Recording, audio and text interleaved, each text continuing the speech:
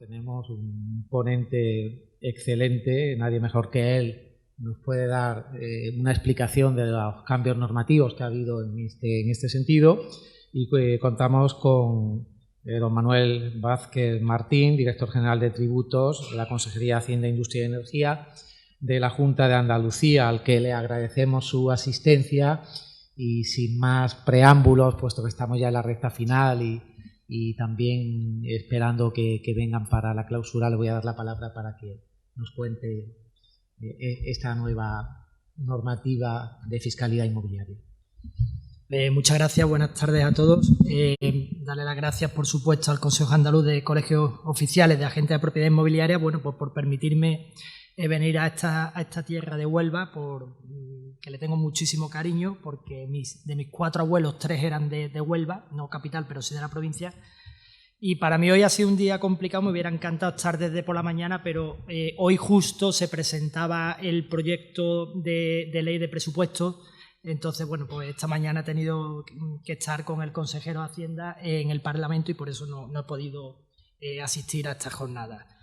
Bueno, dicho esto, dejarme a mí casi a último. Bueno, hablar de impuestos siempre suele ser aburrido, sobre todo he podido escuchar un poco a la compañera de una ponencia en los minutos finales muy divertida, y del magistrado que ha dado su visión.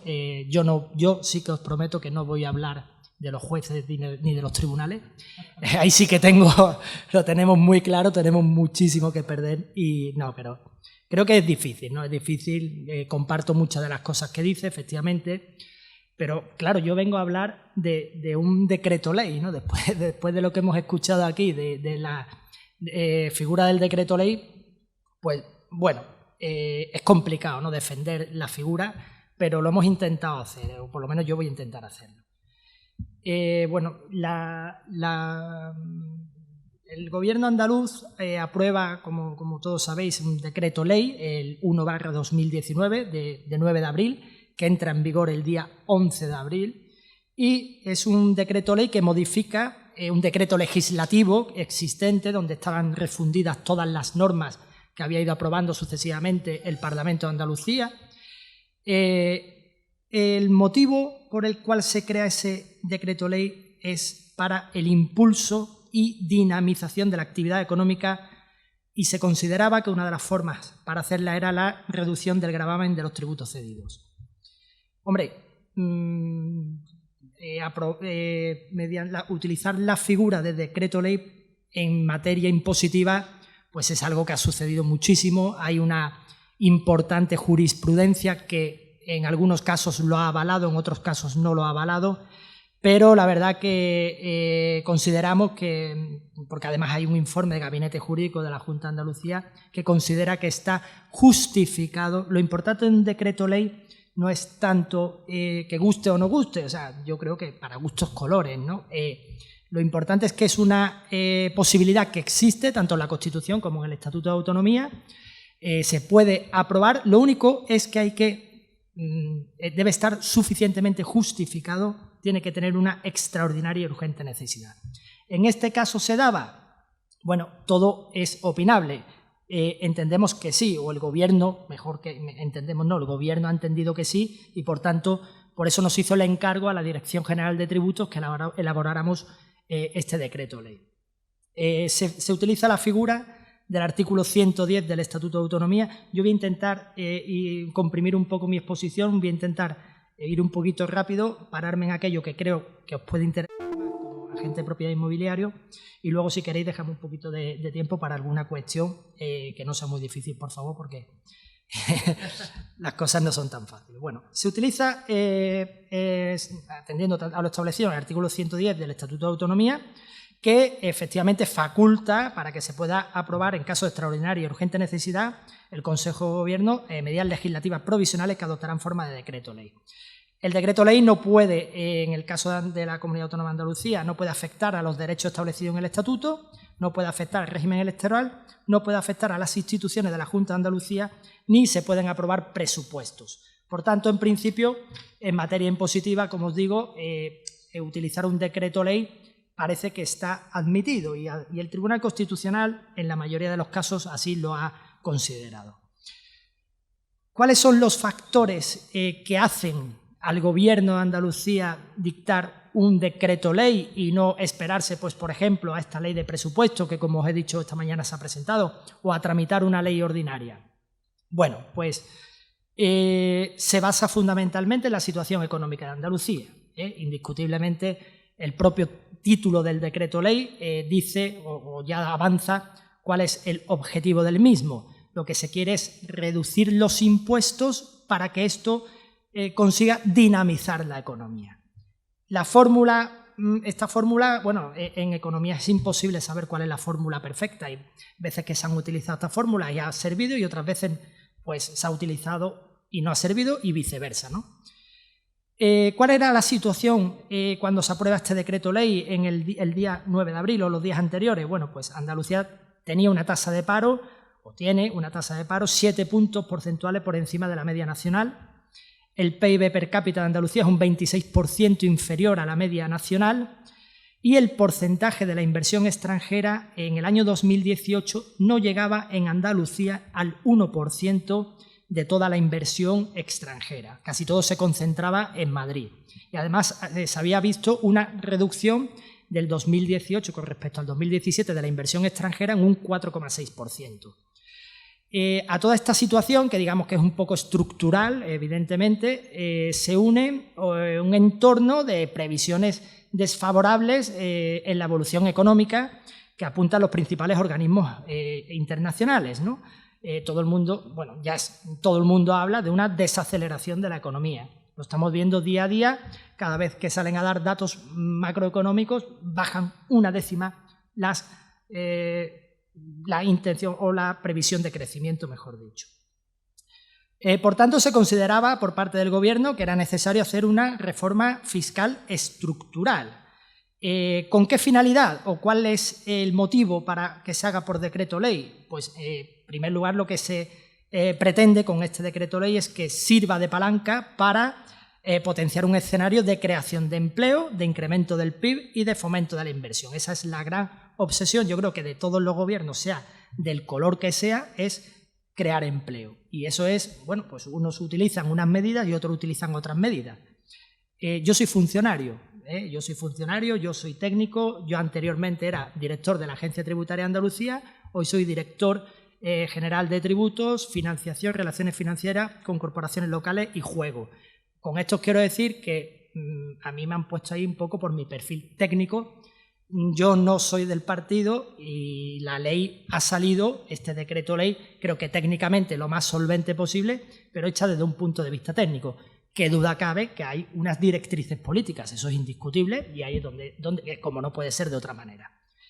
Pero se ha intentado hacer, ya os digo, y sobre todo con el equipo que hay en la Dirección General, que es un equipo de funcionarios que llevan mucho tiempo con gran experiencia. ¿Problema con el que nos encontramos? Cuando nos encargan la necesidad de hacer este decreto ley, nos dicen, oye, queremos hacer una bajada de impuestos, pero ahí hay un presupuesto, ahí hay unas necesidades. La Comunidad Autónoma de Andalucía, bueno, como sabéis, todas las comunidades autónomas son fundamentalmente comunidades de gasto. Tenemos las comunidades autónomas que financiar la sanidad, que financiar la educación y que financiar las prestaciones sociales. Eso se come el 80% de todo presupuesto de todas las comunidades autónomas.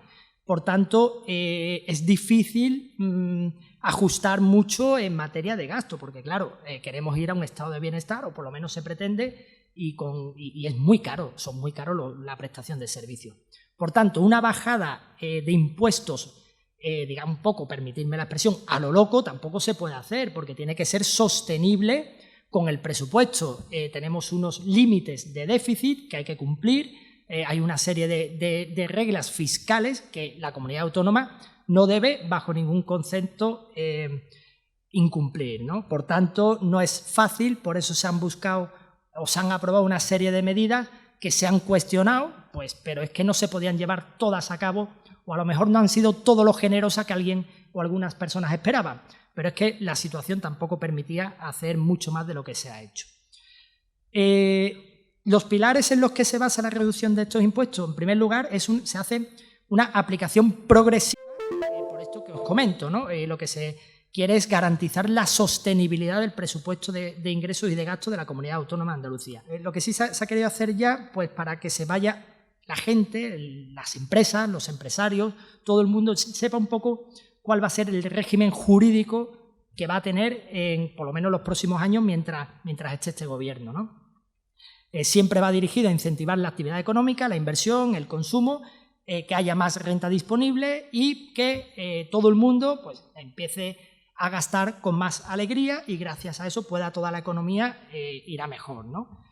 Se adoptan, hay que tener una cosa muy clara, aparte de que antes os he dicho que las comunidades autónomas tienen dificultades en cuanto al gasto, porque efectivamente hay que llevarlo a cabo, hay que llevar a cabo todo el gasto en sanidad, todo el gasto en educación, pero luego hay otro problema añadido, las comunidades autónomas tienen una capacidad tributaria limitada. Las comunidades autónomas, por ejemplo, no podemos tocar absolutamente nada de IVA, aunque el IVA sea un tributo cedido en la recaudación, no tenemos capacidad normativa. La capacidad normativa en IRPF es bastante limitada. Bueno, podemos tocar algunas cosas y otras no. Entonces, hay que tener en cuenta que todo lo que se haga en la Comunidad Autónoma de Andalucía o en cualquier otra comunidad autónoma, evidentemente no tiene la potencialidad que puede tener en el Estado, que ellos sí tienen mucho más margen, como es obvio, ¿no? Este decreto ley afecta a tres medidas. A tres impuestos. Al impuesto sobre la renta de las personas físicas, al impuesto sobre sucesiones y donaciones y al impuesto sobre transmisiones patrimoniales y actos jurídicos documentados. Voy a empezar por el primero, que quizás es el que haya pasado más desapercibido por la prensa, incluso por casi todo el mundo, también es verdad porque se tarda más en que se note, pero desde mi punto de vista es la medida estrella de este decreto ley. ¿Qué pasa con este impuesto sobre la renta de las personas físicas? Pues se modifica a la baja la escala autonómica del impuesto. El impuesto, por si no sabéis, os lo digo yo, el Estado crea una tarifa autonómica que es aplicable siempre y cuando la comunidad autónoma de turno no haya aprobado su propia escala. En Andalucía se habían aprobado por los anteriores gobiernos unas escalas que habían incrementado esa tarifa autonómica que se aplicaba por defecto. A lo que se trata de llegar en el año 2023 es a la misma escala que tiene el Estado. Es decir, lo que se trata de hacer en 5 años, pues porque lo que os comentaba antes, porque no se podía hacer de manera inminente, porque era un gasto que no se podía asumir, lo que se trata de hacer es que en el año 2023 es como si no dejar absolutamente sin efecto todas las medidas que habían incrementado el IRPF. ¿Por qué digo que es la medida estrella? Pues por una cosa, porque afecta a todos. Es una medida que afecta absolutamente a todos, a los que ganan más, a los que ganan menos, a todos los que pagamos nuestro IRPF nos afecta. Todavía no lo habéis notado porque no afecta al régimen de retenciones, pero el año que viene pues se notará cuando ya se hagan las correspondientes declaraciones de la renta. Como digo, se lleva de una forma progresiva y se ha querido, no obstante, como sabéis que va por tramos. Actualmente en Andalucía hay 8 tramos y en el año 2023 se pasan a los 5 que tiene el Estado para equipararlo completamente, pero en el primer tramo, que son aquellas rentas más bajas, sí se ha querido dejarlo en el 9,5%, que es el definitivo, hacerlo en 2 años. Es decir, ya en el 2009 baja del 10 al 9,75 y en el año 2020 al 9,5. Las demás son progresivas. El coste estimado de esta medida global durante los 5 años son casi 150 millones de euros. Por eso se ha tenido que hacer de una forma progresiva para que no sea un descalabro dentro de las cuentas, ¿no? Un descalabro relativo, pero bueno, al final es que es complicado. Cada euro cuenta, cada céntimo cuenta, ¿no? Y al final no es fácil. ¿Cómo hemos justificado, cómo se ha justificado esa extraordinaria y urgente necesidad? Pues, en primer lugar, que afecta a todas las escalas de renta. En segundo lugar, que lo que trata es favorecer mayor consumo e inversión, creación de empleo, atraer el talento, evitar la deslocalización y lo que se pretende con todas estas medidas es, al final, recaudar más. Alguien puede pensar, bueno, eso puede ser una utopía, es decir, ¿cómo bajando los impuestos se puede recaudar más? Bueno, pues si la coyuntura económica así lo favorece, hay más personas que trabajan, se genera más trabajo y por tanto al final se consigue esos efectos. Evidentemente se tiene que dar una serie de circunstancias, pero eso es lo que se pretende, es decir, no, que al final casi no solamente se deje de recaudar, sino que incluso se pueda recaudar más, ¿no? Y esto es lo que se ha pretendido. Hay una diapositiva, en la siguiente diapositiva, donde se ve la tarifa actual, que es la que tenemos arriba, que se aprobó en el año 2016. Como veis, tiene 8 tramos. La comunidad autónoma metió ahí una serie de tramos intermedios. Y cómo va a quedar en el año 2023. Donde, como veis, se pasa en el primer tramo del 10 al 9,5 y luego en el último tramo de los 25,5 se queda en 22,5 puntos. La siguiente diapositiva no se ve muy bien, os pido perdón, pero se va viendo cómo va bajando cada año, cada ejercicio impositivo, hasta llegar a la tarifa final. Y luego, esta sí creo que es interesante, la siguiente diapositiva, donde se establece una comparativa de la tributación por IRPF de la Comunidad Autónoma de Andalucía con el resto de comunidades autónomas. Andalucía arriba es 2018, es decir, como estaba la tributación anterior a la aprobación de este decreto ley, y la de abajo es 2023, como va a estar dentro de 4 años cuando esté plenamente operativa la nueva norma. Bueno, hoy por hoy, en prácticamente todos los tramos, estos son unos ejemplos que se han hecho con distintos tramos de renta, hoy por hoy, bueno, en el 2018, ya hoy por hoy no, perdón, en el 2018 Andalucía era la que tenía en materia de IRPF casi la más alta detrás de Cataluña, en prácticamente todos los tramos. En el año 2023, Andalucía se situará, evidentemente si alguna otra comunidad autónoma luego lo cambia, pero si mantenemos este régimen fiscal que tienen hoy día, se va a situar casi igual que Murcia, y únicamente Madrid tendría los tipos un poquito más bajos. Lo que se pretende es, con todas estas normas en materia de IRPF, como antes os he dicho, es que la gente no se vaya de Andalucía, que la gente se quede en Andalucía. Aquí, como todos sabéis, había cierto pavor al impuesto sobre sucesiones y donaciones. Determinadas personas con patrimonios muy elevados, con unas edades ya avanzadas, se iban de Andalucía pues por miedo a sucesiones, se iban de Andalucía, que era legal, ojo, yo no hablo de traslados ficticios de renta, yo hablo de traslados reales, incluso profesionales, que tenían posibilidad de abrir un despacho o cualquier cosa en otra comunidad autónoma. Claro, lo hacían por miedo a sucesiones y al final lo perdía porque vas perdiendo también toda esa renta que van ellos generando. O sea, son impuestos que se están beneficiando otra comunidad autónoma, en este caso Madrid, digo, porque es donde prácticamente se van todos. Bueno, con todo esto se trata de cambiar. Hay voluntad de seguir haciendo mejoras en cuanto a los impuestos. De hecho, ahora también se aprueba en el proyecto de ley de presupuesto una medida, pero muy pequeña, de todos aquellos que tengan hijos o que nazcan o que adopten en su primer año, una deducción de 50 euros. Bueno, no es gran cosa, pero algo es algo, y siempre va a haber ciertos gestos siempre y cuando sea sostenible. Como digo, la prioridad, evidentemente, aquí no se pueden hacer entrar en situaciones de déficit, eso está absolutamente, hombre, si al final entras por otras cuestiones, pero no premeditado, ¿de acuerdo? Eso en cuanto al IRPF, que nos afecta a todos, no tiene gran incidencia en cuanto al tema inmobiliario, porque las ganancias patrimoniales que se puedan producir como consecuencia de la venta de un inmueble, ahí la comunidad autónoma no tiene capacidad normativa. Eso es lo que establezca el Gobierno de la Nación, que como sabéis ahora mismo, pues son unos tipos del 10, está creo que el 19, 20 o 21% en función de la cuantía. ¿De acuerdo? Y entonces ahí no tiene la comunidad autónoma capacidad normativa, por tanto no se ha podido hacer nada en ello. La segunda medida, que esta sí ha sido la más llamativa, desde mi punto de vista un poco sorpresivo, es en el impuesto sobre sucesiones y donaciones. Ahí sí tiene o sí puede tener un importante impacto.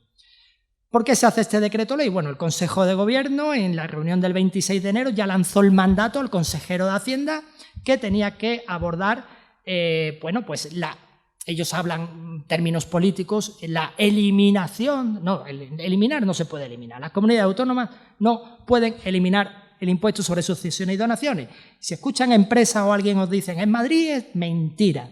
Madrid no está eliminado el impuesto sobre sucesiones y donaciones. De hecho, Madrid, en la época dura del impuesto de sucesiones y donaciones de Andalucía hace 4 o 5 años, Madrid recaudaba más que Andalucía, porque tenía muchas herencias de grupo 3, grupo 4, sobrinos, hermanos y tal, ¿vale? Entonces, las comunidades autónomas no pueden eliminar el impuesto porque el impuesto es estatal, ¿de acuerdo? Pueden adoptar determinadas medidas, pero bueno, para entendernos un poco en ese lenguaje político que tanto hacen llegar, pues sí, casi se ha llegado a la casi supresión del impuesto sobre sucesiones, y sobre sucesiones ya casi estaba, porque con la medida que se aprobó de la reducción del 1.000.000 de euros, pues ya muy pocas personas tributaban por el impuesto sobre sucesiones. Ahora también se extiende esa bonificación en cuota del 99% a las donaciones. Esto sí es novedoso, lo tenían otras comunidades autónomas, pero Andalucía es cierto que, aunque tenía algunas medidas en donaciones, porque yo creo que el problema es que muchas veces la gente no conocía las medidas que había en Andalucía. Andalucía había adoptado antes muchas medidas, sobre todo en el tema de transmisión de empresas y de negocios empresariales, incluso a grupos 3 y grupos 4, incluso a extraños, y todas esas medidas siguen vigentes. O sea, hay casos concretos, que bueno, no le afecta a nadie, pero que en Andalucía antes, con gobiernos progresistas, estaban mejor tratados que en otras comunidades autónomas más, digamos, de gobierno de derecha, ¿no? Pero bueno, sí es verdad que eran casos concretos. Ahora ya llegamos a esta bonificación del 99%. Con esta bonificación en cuota, Andalucía se sitúa, pues, entre las 5 comunidades autónomas que prácticamente han suprimido, digo prácticamente, aunque sabéis que no, el impuesto de sucesiones, junto con Madrid, Murcia, Canarias y Cantabria. Fíjense, Madrid, Murcia y Cantabria son comunidades autónomas uniprovinciales. El gasto que tienen estas comunidades autónomas, evidentemente, no tiene nada que ver con el gasto que tiene Andalucía. En todo, pensad, bueno, ya no solamente el número de habitantes, pensad en las economías de escala, en la utilización de los servicios públicos que se hace tanto en sanidad como en educación en estas comunidades autónomas, donde la renta per cápita de sus habitantes es muy superior, en algunos casos casi duplica la de Andalucía. Por tanto, se ha hecho un esfuerzo importante por parte de Andalucía. Pero bueno, es lo que era el mandato del gobierno y se ha llevado a cabo. Lo bueno de todo esto es que el coste económico es bastante escaso, 38 millones de euros. De estos 38 millones de euros, 21 corresponden a la modalidad de sucesiones, porque como ya estaba la reducción del 1.000.000 de euros, que ya había hecho el gran trabajo, digamos, la bajada de sucesiones, pues ahora es muy poco el número de contribuyentes que se van a ver beneficiados en materia de sucesiones. Y en materia de donaciones, la estimación que se ha hecho en una situación, aquí los economistas hablan de ceteris paribus, ¿no? Es decir, si se hacen las mismas operaciones de donaciones en 2018 y en 2019, la reducción será de 17 millones de euros. Evidentemente esto va a activar, va a hacer que haya más donaciones, de hecho ya lo estamos viendo, ya se están haciendo, ¿de acuerdo? ¿Hay que justificar que por decreto ley se haga esto? Bueno, pues ahí, ¿qué es lo que... ¿Cuál es la justificación para que se lleve a cabo por un decreto ley? Que sabemos que no es lo que más nos gusta, sobre todo los que somos juristas y demás, ¿no? Pues hacer un territorio atractivo para la generación de riqueza, que posibilite la creación de empleo y lo que antes os decía, atraer, que la gente no se vaya, que vean que Andalucía pues es atractivo para vivir, y ese poquito o ese mucho que se pueda perder en sucesiones el día que esa persona fallezca, si lo tienes en Andalucía, es renta que vas cobrando, es IVA que se va consumiendo en Andalucía, etcétera, etcétera, etcétera. ¿Por qué? Pues porque la población es un dato esencial también para la financiación de las comunidades autónomas. Como digo, en sucesiones subsisten absolutamente todas las reducciones que anteriormente existían, ¿vale? Entonces, ya estaba la reducción del 1.000.000 de euros en la base imponible. Ahí había un caso que eso sí que son los verdaderamente beneficiados, ¿vale? Hablo antes de la bonificación en cuota. Si alguien heredaba, imaginaros, 500.000 euros, medio millón de euros de su padre, y el que hereda, el heredero, tiene un patrimonio preexistente de más de 1.000.000 de euros, ese no se podía aplicar la reducción del 1.000.000 de euros, y ese tiene que pagar una pasta. ¿Qué pasa ahora? Que ahora se puede aplicar la bonificación en cuota. Ese colectivo es el principal potencial, los que potencialmente están más beneficiados. Estamos hablando en Andalucía que declarantes del impuesto sobre el patrimonio, que son todos aquellos que tienen un patrimonio de más de 700.000 euros, son unos 18.000 unas 18.000 personas, perdón. Pues estas 18.000 personas en principio es un colectivo que evidentemente se van a ver beneficiados. Los que heredaban más de 1 millón de euros, ese primer 1 millón de euros operaba una especie de mínimo exento y a partir de ese aplicaba la tarifa, pues evidentemente menos van a tener que pagar. Pero como os digo, el principal beneficio viene en donaciones. Esto sí es novedoso, esto sí es algo que además tiene una potencialidad importante. También se ha hecho, por supuesto, porque era un mandato del gobierno, indiscutiblemente, como sabéis lo llevaban en sus programas políticos, y se hace pues igual, ¿no? Con la misma finalidad de todo lo que estamos hablando. Al final todo se reduce a lo mismo, ¿no? Dinamizar la economía, intentar atraer, etcétera, etcétera. ¿Qué pasa con esto? Bueno, pues gracias a esta medida que se ha adoptado, pues Andalucía en materia de donaciones también se convierte en una de las que tiene la fiscalidad más baja de toda la comunidad autónoma. Y además esto es ya. O sea, la medida de sucesiones y donaciones, igual que IRPF, hasta el año que viene no se notará cuando se haga la declaración de la renta porque no afecta a las retenciones, sucesiones y donaciones desde el día que se publicó en el BOJA de Andalucía, el 11 de abril. Si queréis luego al final hablo, ¿qué hubiera pasado si no se hubiera convalidado? A mí, cuando no se convalidó el decreto ley que antes ha comentado el magistrado, ahí, como sabéis, hay una medida, esto lo hago un poco de paréntesis, no es de la ponencia, pero ahí había una medida, como sabéis, que afectaba a la exención en transmisiones patrimoniales para los arrendamientos de primera vivienda. Claro, yo ese decreto ley me lo encontré en el BOE. Yo estaba de director de la agencia tributaria y me lo encuentro en el BOE, que además entraba en vigor, no sé si ese día o el día siguiente. Claro, programas de ayuda, hay que parar las máquinas. Aquí hay veces que no son conscientes. Oye, que esto tiene detrás una maquinaria. Anúncianoslo, por lo menos, ¿no? Que se va a hacer esto. No.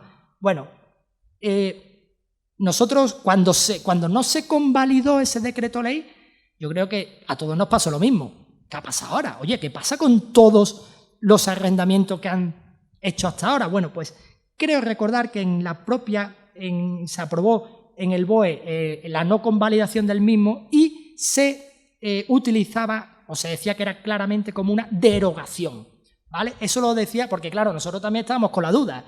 Oye, todo lo que se ha hecho hasta ahora, porque, claro, el decreto ley entra en vigor desde el día que se publica. Bueno, pues se hablaba de derogación a partir del día siguiente, o del mismo día, perdón, de publicación en el BOE. Por tanto, el decreto ley este de la Junta de Andalucía, afortunadamente, se convalidó. Afortunadamente, no sin suspense, pero se convalidó. Digo no sin suspense porque sabéis, todo el mundo sabe, por lo visto fue una intervención de 8 minutos donde creo que mi consejero estaba pálido, ¿no? Cuando era todo y tal, pero bueno, vamos a convalidar, en fin, salió para adelante, que es lo importante. Lo importante, digo, para evitar situaciones complicadas de la no convalidación, ¿no? Bueno, continuamos, si os parece, con las medidas. Ha habido se ha establecido, bueno, en Andalucía ya existían unas equiparaciones, se equiparan las parejas de hecho que están inscritas en los registros, se equiparan a los matrimonios, los que están en régimen de acogimiento familiar permanente, tanto el que acoge como el acogido, se equiparan a los adoptados. Bueno, pues todas esas personas que ya estaban antes equiparados a efecto de los otros beneficios fiscales que había, reducciones en base imponible, coeficientes multiplicadores, también evidentemente se equiparan para que se puedan aplicar también estas bonificaciones en cuota. ¿De acuerdo? ¿Quiénes son las personas beneficiarias? Esto es muy importante. Solamente grupo 1 y 2, es decir, línea recta. Padres, hijos, hijos, padres, abuelos, no va a colaterales. Bueno, y cónyuge, por supuesto. El cónyuge también está dentro del grupo 2, ¿vale? Son las únicas personas beneficiadas. No afecta ni a hermanos, ni a sobrinos, ni tíos, ni primos. ¿Que se puede hacer algo? Yo no lo descarto, ¿vale? Es una crítica que se hace. Una cosa importante, otro día me decían a mí, en Madrid tienen ya prácticamente eliminado en Madrid, que lo ponen aquí como, bueno, Madrid parece aquí, tú hablas con la gente y te crees que esto es, no sé, viven en Singapur, ¿no? Yo qué sé, ¿no? Un estado ultraliberal. Bueno, perdón, un segundo. En Madrid lo que tienen es una bonificación en cuotas del 10%, en el caso de hermanos, cuando hereda un hermano de otro, perdón, el 15% de hermanos, y el 10% de tíos a sobrinos. O sea, es un gesto, créanme. No nos pongan ahora aquí, no nos hagan creer, sobre todo cierta prensa, que estamos ahora en las antípodas de Madrid. No, Madrid lo que ha hecho es un gesto. Bueno, ese gesto aquí no se ha hecho, eso es verdad. ¿Que se puede hacer? Yo no descarto nada, pero ahora mismo no está, ¿vale? Como antes os he dicho, se aplica después de todas las demás beneficios fiscales que hay, ¿de acuerdo? Es decir, las reducciones por transmisión de empresas se aplican. De hecho, es importante que se sigan aplicando porque en tema de donaciones, mucho cuidado con las donaciones. Os lo digo, mucho cuidado con las donaciones. No se vaya a llevar gente sorpresas porque, claro, la donación está bonificada. Ahora veremos los requisitos, pero una donación de un bien inmueble tiene repercusiones en otros impuestos. IRPF, plusvalía, bueno, la plusvalía, etcétera, etcétera. Entonces, lo que os quiero decir que cuando llega un cliente tal y cual, estudiad bien su situación, porque a ver si alegremente va a hacer una donación y luego, como ya la haga, ya sí que ahí está. Entonces, hay que tener cuidado porque, claro, ahí nosotros no tenemos capacidad normativa. Pero a mí me gusta advertirlo porque hay veces que puede ser muy interesante hacer una donación, pero hay otras veces en que fiscalmente no le puede interesar, ¿vale? Esto es importante saberlo. Sigo diciendo, en el tema de donaciones, requisitos, todas las donaciones que se hagan se tienen que hacer en documento público, escritura pública, ¿vale? Las que son bienes inmuebles ya era obligatorio por el Código Civil, las que son de efectivo, dinero o cuentas, esas también se tienen que hacer en escritura pública. ¿Finalidad cuál es? Pues evitar el blanqueo de capitales, evitar que alguien utilice esta figura de la donación para que ahora empiecen a blanquear capitales. Esa es la finalidad. Sabéis que las normas tratan de poner ciertos límites, luego hay cosas que son difíciles, ¿no? Entonces, en el caso en el que la donación sea metálico o cuentas corrientes, depósitos, etcétera, etcétera, en ese caso, además, el donante tiene que justificar el origen de los fondos, igual que cuando hay una compraventa, que el notario también exige, pues exactamente igual, ¿vale? Y ese es otro tema. Es muy importante. Cuidado, por favor, que nos estamos encontrando, mis compañeros de la agencia tributaria se están encontrando donaciones en documento privado y se están aplicando el 99%. No, vayan ustedes al notario para que esas donaciones, salvo que no se quiera aplicar el beneficio, que eso siempre es potestativo. Sigo y ya entro en la última parte de la exposición. Siguiente modalidad impositiva que afecta al impuesto sobre transmisiones patrimoniales y actos jurídicos documentados. Aquí afecta a las dos modalidades y aquí hay dos medidas completamente diferentes. Una primera medida que es para familias numerosas. Las familias numerosas era otra de los mandatos que había por parte del gobierno, quería que se le beneficiara, bueno, pues porque las familias numerosas tienen más dificultades, por los motivos que sean, ¿no? ¿Qué medidas se han adoptado? Mira, se les equipara exactamente el mismo régimen que tienen los discapacitados en Andalucía. En esa misma situación se ponen a las familias numerosas. Andalucía en transmisiones patrimoniales onerosas tiene un 3,5% y en actos jurídicos documentados para los discapacitados un 0,1%. Pues en esa misma situación se pone a la familia numerosa cuando el que adquiere es una de las personas de la familia. Hay otro tipo de reducido en actos jurídicos documentados que es para menores, que es el 0,3. Bueno, pues aquí se ha situado mejor que a los jóvenes, pero menores no, que los jóvenes de 35 años. Bueno, pues en TPO es pagar la mitad del impuesto, claramente, del 7%, que es el tipo general, pasa a pagar el 3,5%. Perdón, el 8%, perdón, sí, disculpad, estaba yo todavía en la anterior, a veces tengo soslazo y 8, 9 y 10, no, pero sí, efectivamente, de verdad, lo he hecho queriendo a ver si... Y en actos jurídicos documentados, que el tipo general, como bien sabéis, es el 1,5%, ese sí lo digo bien, y ahora pasa a ser el 0,1%. Hombre, el coste no es muy importante para la comunidad autónoma, son apenas 3,9 millones de euros en una serie de estudios que se ha hecho, pero creemos que esto puede potenciar, hombre, por lo menos es un alivio para las familias numerosas. Yo no sé si eso va a ser motivo para que alguien se compre o no. Hay un problema, eso sí es verdad, el límite del valor de la vivienda son 180.000 euros. Todo el mundo nos ha dicho, está muy bajo. Bueno, sí, vamos a... tiene que ser para vivienda habitual, para su vivienda habitual, ¿vale? Es el mismo régimen que para discapacitados y para menores. Y ya vamos a la última medida, y ya si queréis, pues estoy a vuestra disposición para que me hagáis algunas preguntas. Esta sí tiene incidencia, bueno, hasta ahora, como habéis visto, IRPF, sucesiones, donaciones, todas las medidas, familias numerosas, todas van dirigidas a personas físicas. No había ninguna medida hasta ahora, bueno, si estamos hablando de generar riqueza, crear inversión tal y cual, no había ninguna medida cuyo destinatario final fuesen empresarios o profesionales. Bueno, pues para eso se establece la última medida, que es la que os comento, que supone derogar el tipo incrementado que había en actos jurídicos documentados en los supuestos de renuncia a la exención del IVA. Como sabéis, cuando la operación tributa por IVA, luego hay que pagar también, cuando se formaliza en escritura pública, que siempre es lo habitual, hay que pagar actos jurídicos documentados. Pues bien, si la operación estaba sujeta a IVA, pensemos primera transmisión de una vivienda, de una edificación, primera, eso es IVA, el tipo de gravamen es el 1,5%.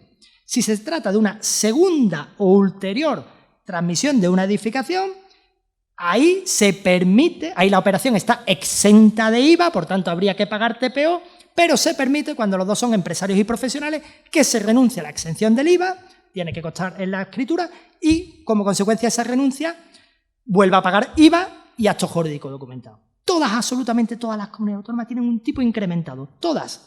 Andalucía la tenía también y además fue de las pioneras. Bueno, pues ahora es la primera comunidad autónoma que ese tipo lo suprime. Pasamos al tipo general, el 1,5%.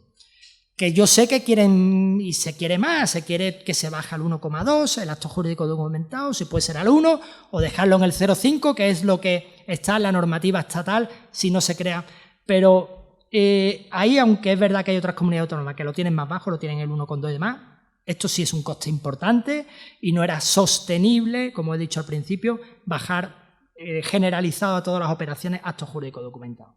Hay voluntad, veremos a ver cómo evoluciona la economía, veremos a ver cómo evolucionan las cuentas, a ver si hay un nuevo sistema de financiación de comunidades autónomas que permita también disminuir los impuestos. En fin, hay una situación un poquito complicada ahora mismo de incertidumbre que veremos. Termino ya.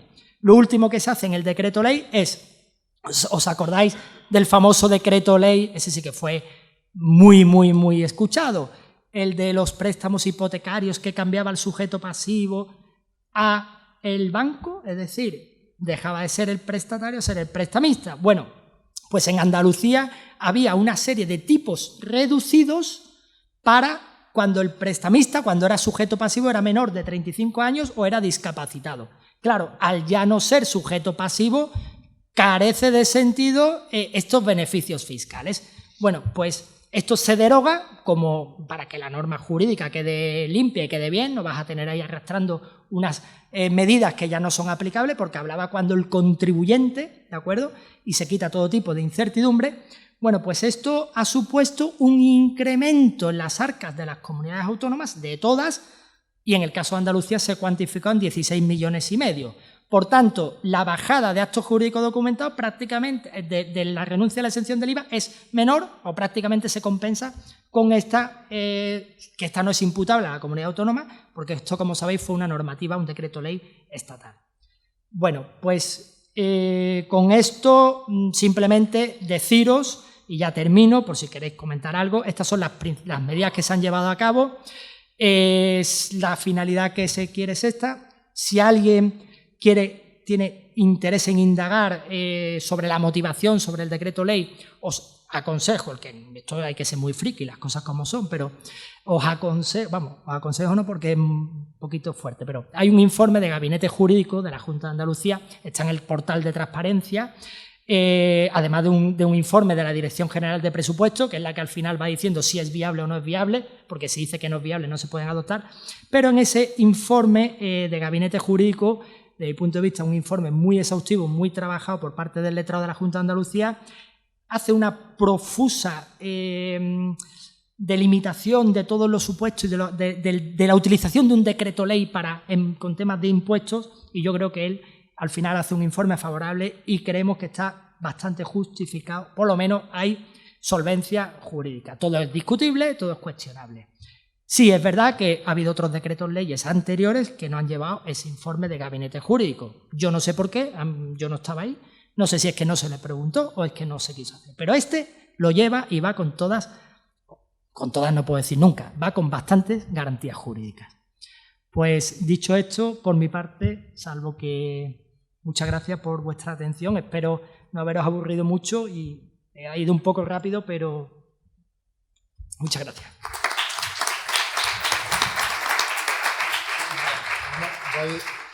Yo le voy a hacer una pregunta, hay más de una mano por aquí, pero yo antes me voy a adelantar porque, por si acaso. Yo le voy a hacer una pregunta comprometida. Es una pregunta cuya respuesta, pues todos los colegiados tienen mucho interés. ¿Cuándo va a permitir la Agencia Tributaria de la Junta de Andalucía intervenir a los agentes de la propiedad inmobiliaria como peritos en la tasación pericial contradictoria? Era comprometida, lo había advertido. Es una pregunta comprometida. Como yo he sido director de la agencia tributaria, me veo además obligado a tener que contestar. Nosotros no tenemos ningún problema, como sabéis, lo hemos hablado con vosotros. El problema es que había una sentencia, ahora yo lo siento mucho, le tengo que echar, ahí sí voy a... Había una sentencia en la que decía que por el simple hecho de ser agente de propiedad no estaba acreditado el título, más o menos, no tengo eso. No, entonces, era una sentencia muy controvertida en la interpretación de la misma. Yo lo sé, la sentencia. Yo esto lo heredé el problema, es decir, yo no era director de la agencia cuando se planteó. Entonces, se pidió informe a Gabinete Jurídico y Gabinete Jurídico nos dijo que no era posible. Claro, un director de la agencia tributaria, un director no puede ir en contra de lo que te dice un informe de Gabinete Jurídico. Estaríamos rozando temas delicados. De todas formas, las tasaciones periciales muy buenas, delegada del Gobierno. Las tasaciones hipotecarias, como sabéis, dentro de un procedimiento de tasación pericial contradictoria, la situación puede estar próxima a finalizar, ¿vale? Como sabéis, había un anteproyecto de ley estatal que supongo que si ahora continúa en el Gobierno estatal el PSOE, como tiene todos los visos, retomará, donde se modifica la base imponible de sucesiones y de transmisiones y ya la base imponible no es el valor real, que es tan controvertido y tan complicado para todos, sino que se va a tomar directamente el valor de referencia de mercado de Catastro, ¿no? Lo que Catastro está haciendo, esa calculadora catastral, ¿no? Ya está hecha, sí. De hecho pensábamos que se iba a aprobar, ¿no? Pero bueno, entonces es un problema que ya está llamado a extinguir. Yo, por mi parte, no tenía ningún problema en que vosotros pudierais hacerla, de verdad os lo digo, para nosotros cuanto más mejor, porque había veces que ya con la limitación de honorario y demás costaba trabajo encontrar arquitectos, porque costaba trabajo, porque ya a la gente no le interesaba, los honorarios no estaban demasiado bien, pero en contra de ese informe pues no podíamos hacer otra cosa. Sí. Bueno, yo por clarificar un poco el tema, yo sí le pediría a la Dirección General de Tributo, aprovechando la confianza, que leyera un contrainforme que desde el Consejo General de Colegios de Agentes de la Propiedad Inmobiliaria hay elaborado para contrastar unos criterios jurídicos con los que pueda aportar la otra parte. Bueno, yo creo que eso nos puede dar más luz a otros. Recientemente, a través de unos informes también del Consejo General de los Agentes de la Propiedad Inmobiliaria, la Dirección General de los Registros del Notariado no permitía a los agentes de la propiedad inmobiliaria hacer tasación hipotecaria, ni siquiera, como ocurría con anterioridad, ni siquiera cuando se trataba de préstamos entre particulares. A través de unos informes del propio Consejo General, la Dirección General de los Registros cambió de criterio y hubo una resolución del año 2017, de septiembre quiero recordar, en el que permitía a los agentes de la propiedad inmobiliaria hacer tasación hipotecaria. Luego los criterios también se pueden cambiar o se pueden convencer debidamente informados y justificados. Si me lo hacéis llegar, os prometo que me lo leo y lo hablaré con el director de la agencia para que lo tenga en consideración y volver a retomar. Evidentemente, lo bueno o lo malo del derecho es que todo es tan cambiante que, bueno, pues lo que ayer era negro, mañana es blanco y lo que no puede ser, pues puede ser. Pero sí es verdad que no os hagáis muchas ilusiones porque esto de las tasaciones periciales, del valor real y ya está llamado a extinguir, para bien o para mal. Muchas gracias. Los que no pensamos irnos pronto, pensamos que en 4, en 8, en 12 años puede volver el Partido Socialista y esa reforma puede que se pierda. Entonces nos debatimos en, hago una donación a mi hijo ahora y me acojo a la seguridad de que la norma que se aplica, excepto, pues espero, con la contraprestación de las ganancias patrimoniales y las funciones municipales. O hago lo siguiente, dono una dura propiedad, me reservo el usufructo, en el buen tenido caso que ya estoy dejando las facturas fiscales, cuando fijo el usufructo, y además pensando que cuando se reforme y llegue nuevamente el Partido Socialista, si sigue manteniendo ese criterio que el usufructo se extingue con el mismo tipo con el que se pagó en su día la donación, me estoy acogiendo y difiriendo al futuro un pago cero. ¿Cómo es? Pues eso es lo que más está pensando la gente en hacer. Sobre todo los que, como tú bien dices, no tenemos pensamiento, que al final llegará todo, pero no tenemos pensamiento de que sea por lo menos inminente, ¿no? Yo no os puedo decir que es mejor, que es peor, yo no sé cómo va a quedar. El impuesto sobre sucesiones y donaciones es un impuesto que está tocado, está tocado, es decir, en comunidades autónomas donde gobierna el Partido Socialista, aquí en Andalucía, si es verdad que porque Ciudadanos presionó, yo no sé qué va a pasar, pero en comunidades autónomas como en Aragón también está bonificado, o sea, mi percepción es que el impuesto sobre sucesiones está muy tocado, muy tocado. Ahora, yo no, de verdad, te prometo que no tengo ni idea de qué va a pasar, te lo prometo.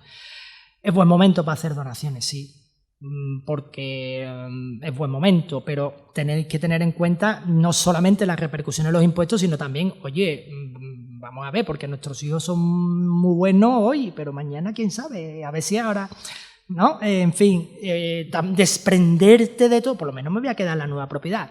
Esa es la...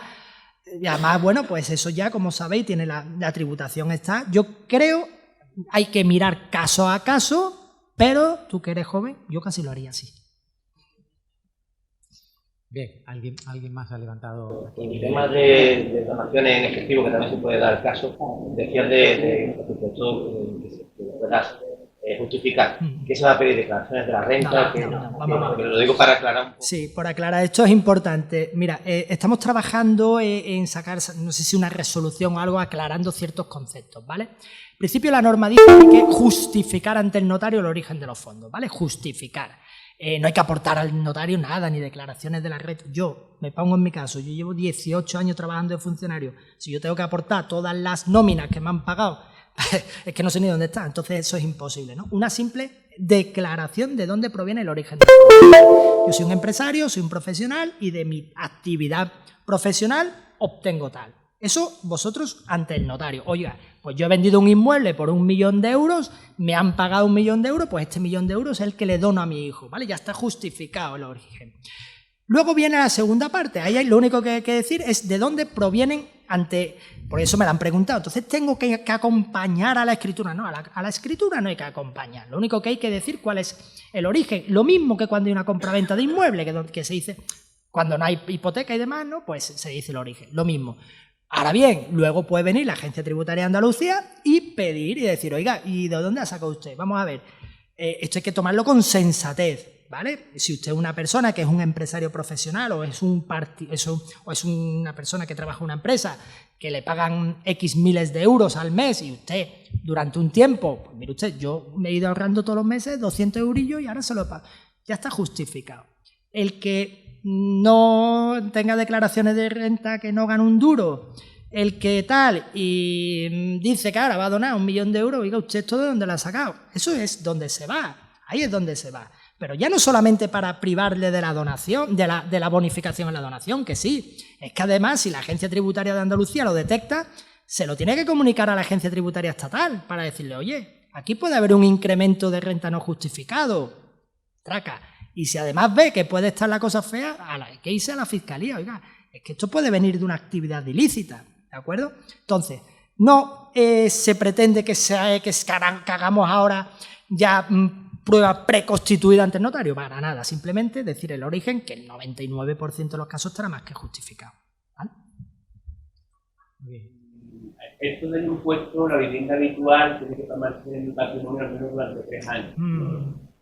A la excepción del impuesto sobre donaciones, ¿el matrimonio tiene que dar una duración mínima o no? No. Está bien. Es que es una cosa que se da, la donación. Tengo que tener mi pareja de este matrimonio desde hace un tiempo. No, porque en esos casos ahí cogemos la doctrina del IRPF, ¿vale? Se entiende que son circunstancias sobrevenidas. Claro, otra cosa es que lo hagas todo, que sea una simulación, ¿no? Bueno, es raro, pero se puede dar, ¿no?